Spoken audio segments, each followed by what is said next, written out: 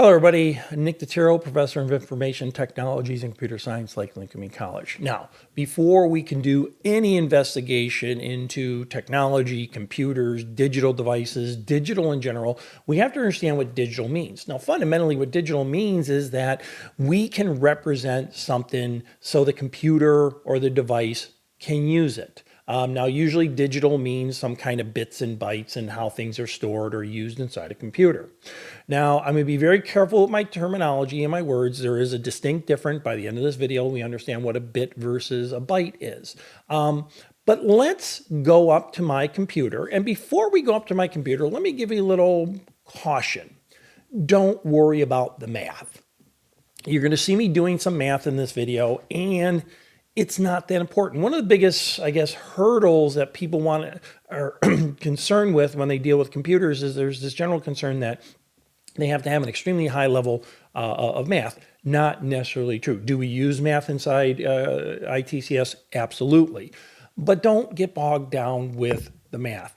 I'm just using the math as a means to an end and just to describe how things are represented inside some kind of digital device. So let's go up to my computer. And I have a little spreadsheet here. Now, we're going to start with base 10 or decimal. Most of us, or all of us, should be well familiar with base 10. It's how we count because we have 10 fingers. So somewhere in our development, we learned how to count using 10. 1, 2, 3, 4, 5, 6, 7, 8, 9, then 10. Base 10 also means that we have 10 digits to work from, 0 through 9. So there's 10 digits we can work from. And if I use the value of 1963, I ask the question, how comes that's not 3,691? Because we've been conditioned that when we look at a number, the least significant value is to the right, the most significant value is to the left. So the most significant value is that leftmost digit, 1, and the least significant value is 3. So working from, it's counterintuitive, working though from right going to left, we can look at that first digit of 3 is actually 3 times 1. Or in reality, it's 3 times 10 raised to the power of 0. Anything raised to a power of 0 is a 1. So this is really 3 times 10 to the power of 0, which is 3 times 1, which is 3. Then we go over one more space to the left, and that's 6 times 10, or 6 times 10 to the power of 1. Anything raised to the power of 1 is itself. So 6 times 10, or 6 times 10 to the power of 1, is 60. Again, don't worry about the math here. I'm just showing you how this was all developed. And there's a method, there's a pattern involved here. The 9 is 9 times 10 squared. 10 squared is 100, so 9 times 100, or 900. And then 1 times 10 raised to the power of 3, or 1 times 1,000, and we have 1,000. And then we add those all up, and we get the 1,963 versus 3,691. We have been conditioned from our youth when we started school how to count and how to increment over. So we starting from the right, working to the left. And again, that rightmost amount is the least significant amount versus the thing to the left, which is the most significant. Now let's talk about base 2, binary. Inside digital devices, we have little circuits, little storage, little switches, and those little switches can only be in one of 2 states, on or off. They're really low and high, but we'll call it on and off. That is a binary situation. That's only 2 discrete states, 0 or 1. And we represent that as 0, 1. 0 being low, 0 being off, 1 being high, 1 being on. And we can do the exact same math, but using a base 2 instead of a base 10. So here I have this number of 0111, 1010, 1011. What does that really mean? Well, working from right going left, we have the rightmost number is 1. 1 times 2 to the raised to the power of 0. Since anything raised to the power of 0 is a 1. So we basically have 1 times 1. So there's our 1. In this row, we have 1 times 2 raised to the power of 1, which is 2. So 1 times 2, there's the value. Here, we have that first 0. That's right here. We have 0 times 2 squared. Well, 0 times anything is 0. And then we work our way up. The next one is 1 times 2 to the power of 3, or 1 times 8. There's our 8. 0 times 2 to the power of 4. That's 0. 1 times 2 to the power of 5. And I'm not going to keep going, but you see where this is going. You see the pattern here. We keep on the next one over, the next left over is 2 raised to the power of whatever, starting at 0, working to infinity. And here I convert it to a decimal number. So here's my conversion, and this gets me 1,963. So this is how 1,963 is represented in binary. I'm sorry, in decimal, and this is how 1,963 is represented in binary. Now, as human beings, we don't like binary. It's not intuitive. We look at it and it goes, we see nothing but a bunch of zeros and 1. Well, the computer can easily remedy that. The computer looks at it and says, I completely understand those values because those little circuits, those little switches, those little storage, those little light beams are only a 0 or a 1. So the computer uses binary, and we can string an infinite number of binary switches on and off to come up with an infinite number of capabilities.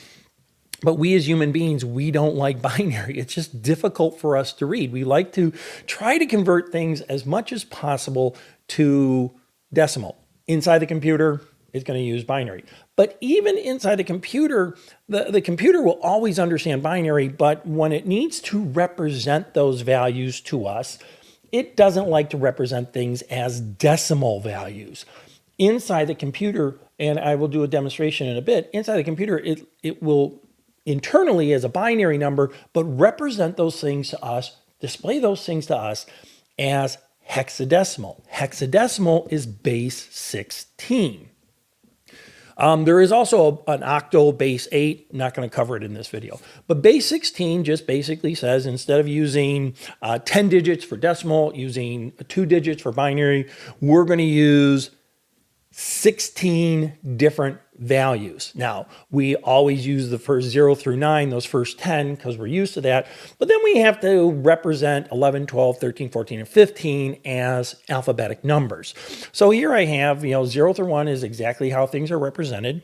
A is a 10, B is 11, C is 12, D is 13, E is 14, and F is 15. And here I have a hexadecimal number, 7AB. And what does that mean? How do we convert that? We follow the exact same thing we did with decimal. We follow the exact same thing we did with binary, but now we use a base number of 16. So if I look here, we start with the rightmost value, the least significant amount. That's a B. I said B is 11. So it's basically like saying this first spot is B times 16 to the power of 0. Since anything raised to the power of 0 is 1, we would say 11 times 1 is 11. Then we shift over 1. And we see, oh, geez, we have an A there. Well, it's the same premise. A is actually the representation of 10, and we say A times 16 to the power of 1. Anything raised to a power of 1 is itself. So we say A times 16 or 160. Now, here's where the math gets more complicated.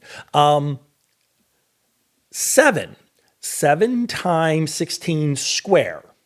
Right, 7. It's the exact same pattern we've seen here, but with 16 versus 2 versus 10. And we 7 times 16 square, or 7 times 256, is 1,792. Again, I converted this to decimal here. And that gives us a value of 1,963. So here is the representation of 1,963. Now, you'll notice a little bit of pattern. Not a big deal, just one of those things to kind of point out. The bigger the base, the least numbers we use to represent things. For example, with base 16, we're able to represent 1,963 with 3 digits. With the base 10, we're able to represent 1,963 with 10 digits. With base 2, we have to use, what do we got? 11 digits to represent. It looks like 12, but I don't count that leading zero. 11 digits to represent 1,000, and that's fine for the internal workings of the computer. Now, notice something here before I go on to the next slide or the next sheet. Something very interesting, and this is going to play into the next sheet. You can see that they're all 1,963. We're going to ignore base 10. Okay, we're going to ignore base 10 here for a second, and we're going to look at base 16 versus base 2. You'll notice that that first digit to the right in base 16 is a B, right? B is 11. Now, if I go over here, and we look at just this area right here, the 1011, right? Those first 4 bits. If I do the conversion there, 1011 is 11. There's where B is. If I look at this next middle 4 bits, 1010, if the decimal value is 10, the hexadecimal value is A. And if I look at these leftmost 4 bits, 0111, that is a 7. So you can see that this is the B, this is the A, and this is the 7.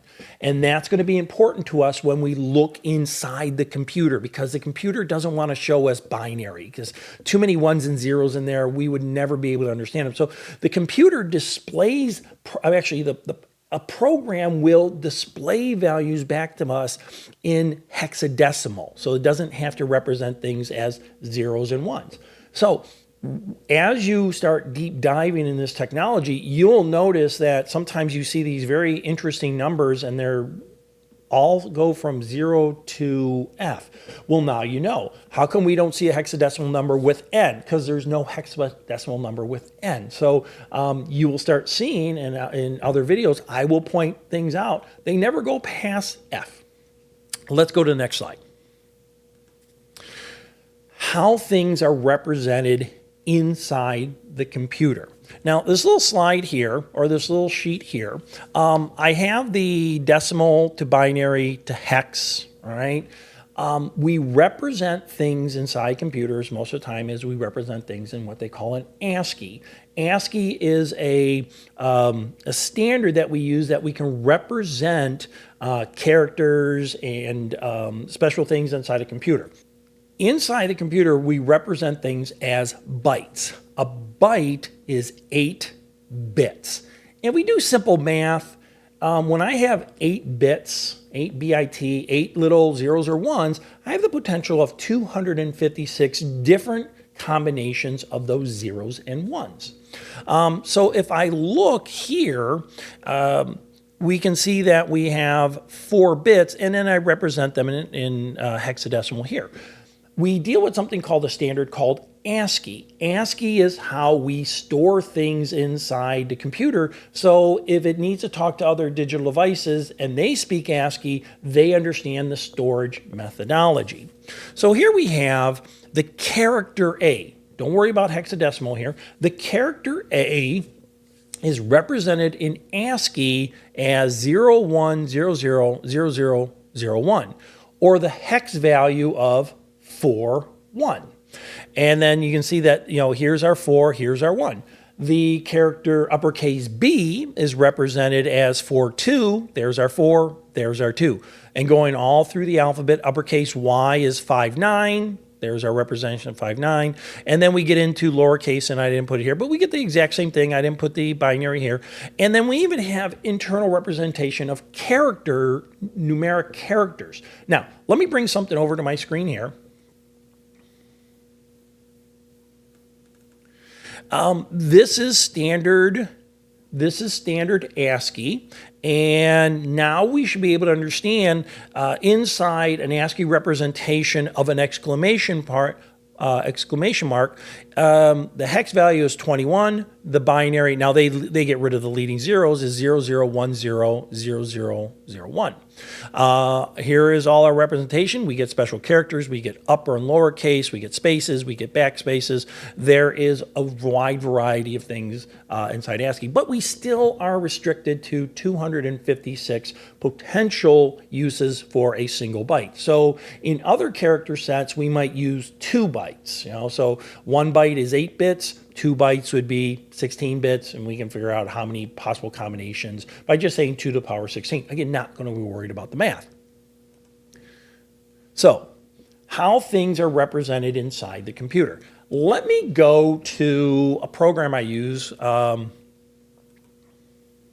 This is a little program called Hex Workshop. And what this program does, it is used inside forensics and ethical hacking to look internally on what is inside a file or program or whatever. Now, I have a series of files here, and I have one file called tkeybuf.txt and one file here called tkeybufword.docx. That's a Word document. Don't worry about the basic, this Excel spreadsheet.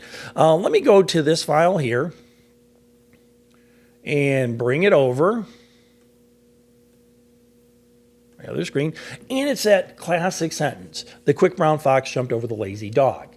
That is all the alphabetic characters, right? That's all that is. And I'll swing it over back over here. This is a simple text file, and that's going to be important to our discussion. If I open up this Word document, it's going to appear to be the exact same thing. Let me swing it over here. So we have the quick brown fox jumped over the lazy dog, right? But that's in a Word document. Now I'm going to use that hex tool here, and I've already opened up the .txt version of the quick brown fox, right? I opened up, you can see it's fairly small. There's not much there. And you can see internally what that file looks like. Internally, there's my quick brown fox. Now, as I highlighted what it sees, here is the hexadecimal values. Don't worry about this other stuff over here, this stuff over here. So if I was to highlight this uppercase T, it says, unfortunately it blacked it out, that is a hex value of 54. If I was to highlight the lowercase a, that's a hex value of 61. So we can see immediately how this simple text file is storing the stuff inside it. So this hex program, Hex Workshop, allows me to look inside applications or documents to see how things are being stored. Now, let me go to the Word document. First of all, much more complicated. Far more complicated because it's a formatted type of document. So how it's saving stuff is going to be different. We're probably not going to see those base texts because of all the formatting and the way that Word stores things, but this is the Word document. Because it's Word, because it's not just a simple text file, it stores a bunch of formatting characters, and we would have to go through this. Now, in the forensic class, if you're interested, we go through this, and there's certain things of value. I'm not going to talk about them in these videos, but like, for example, these first 2 bytes here, 50 and 4B, those tell me in the forensics world that is a Microsoft Office product. Long story about that. But here is this Microsoft product. Now, pay particular attention. You will notice that there is a lot of zeros in there. And that just basically, when this gets created, when this document got created, there's some buffer there. And computers will often buffer things to make sure things line up at certain bytes and certain addresses by buffering them to 0. That plays a lot into forensics and inside ethical hacking.